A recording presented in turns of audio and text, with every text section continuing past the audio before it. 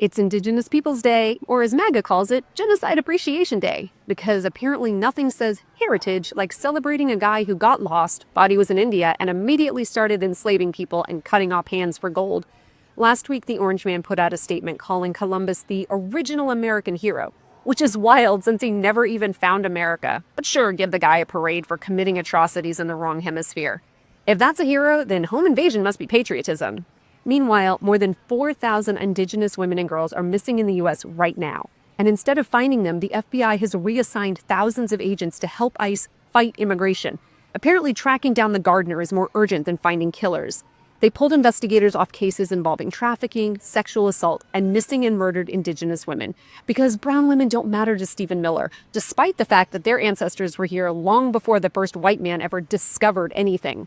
Back in April, the DOJ dropped a one-page press release about something called Operation Not Forgotten, a supposed surge to solve these cases. It got barely any coverage, no updates, no follow-ups, no results.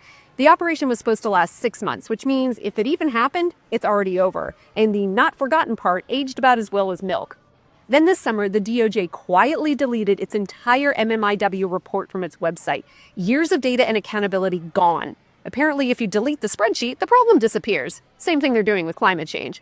And on the ground, ICE is still detaining Navajo and Pueblo citizens in New Mexico and Arizona, demanding proof of citizenship on their own land, and refusing to recognize tribal IDs or certificates of Indian blood.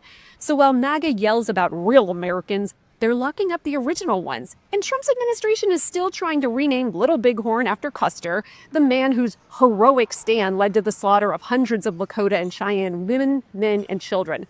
They don't just want to honor the worst parts of American history. They want to restage them like a Civil War reenactment group with better funding, whiter paint, and worse literacy. Of course Trump celebrates Columbus. He's just another rich guy who couldn't read a map, needed a Sharpie to prove a point, and left destruction everywhere he landed.